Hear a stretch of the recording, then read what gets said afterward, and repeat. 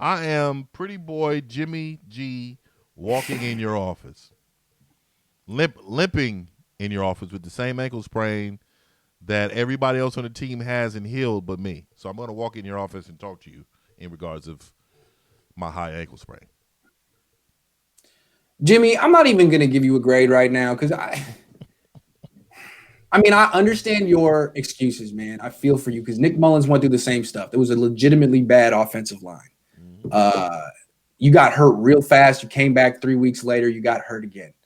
Um, I mean, I see a guy when I watch you play, Jimmy. I see a guy who really can't defend himself anymore. The pass rush comes and you can't make anyone miss, dude. You have the heaviest feet. You didn't always, but you really can't make anyone miss. And when you get hit, it's like every other time you get hurt.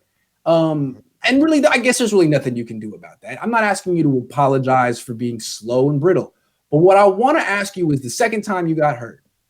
The first time you got hurt, you came back 3 weeks later. The second time you got hurt, you were out forever for like 10 weeks.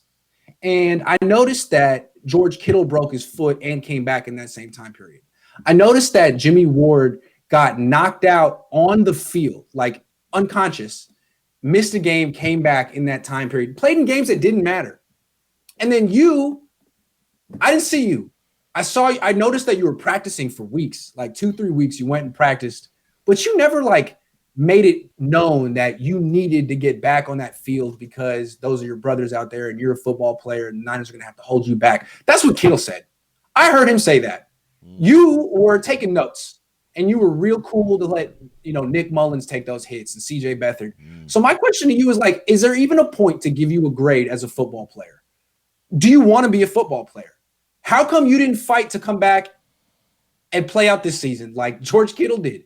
Because you're the franchise quarterback. You make like $2 million a month. How do you not insist on playing week 16 and week 17, Jimmy? Do you want to play football, or are you going to, now that you have like 60, 70 million in the bank, are you just going to kind of fade away? Tell me, because I don't know. I'm getting some Andrew Luck vibes from you, man. So, Wow. do you believe, this is the $1 million question, do you believe that we should cut ties with Jimmy Garoppolo, either by trade Yeah, I would or release cut? him. I would release him. I think last year they could have traded him, maybe for even a first-round pick, certainly for a second. But after this abysmal year he had, he was terrible week 1. He got hurt week 2, and that was basically the whole season. And now you look at him. I mean, he's not young. He's expensive, and he's missed 23 starts in the last 3 seasons. And the cap's going down. I don't think he has trade value anymore. I think you got to cut. I don't even think the Patriots would trade for him. I don't think anyone wants him on that particular salary cap number on that contract. So now I think you release him because where they're at. Say the salary cap next season is $176 million. That's what over the cap estimates. Well, Jimmy's at 26.9 million. That's 15.1% of the cap. No quarterback in the history of the salary cap, that's 26 years, has ever won the Super Bowl making more than 13.1%. That was Steve Young in 94. Since then, everyone's been 12% or less. Those are like Hall of Fame guys, Tom Brady, Peyton Manning. Where's Jimmy figure in? When he went to the Super Bowl and lost, he was making about 8.5% of the Niners cap. They were one of the most loaded deep teams in the league. He's making 15%. Then, I mean, you're taking away from the depth. All of a sudden, it's him and Debo and Kittle and Armstead and a bunch of undrafted day 3 guys. So I don't know.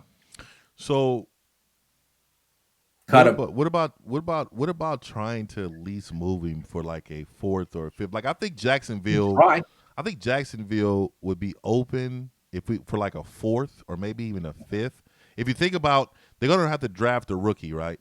So then if you get Jimmy in there to compete in the just to sell some tickets, you could probably sell some tickets and even start this kid, start Jimmy going into next year, and we can get something out of him. I think just dumping him, it should be our last resort, man. What do you think? Yeah, definitely the last resort. And if the Niners can get any picks for Jimmy, I would take any pick. If they could get a 7th-round pick, I would take a 7th-round pick. I would. I don't think anyone wants him for that. I mean, even Jacksonville. They're going to draft Trevor Lawrence. He's going to start week 1. So you're trading for Jimmy Garoppolo to be a $26 million backup. I don't see it, man. I don't know where he's going to go. He would have to go somewhere that had cap space and couldn't get a quarterback who's better.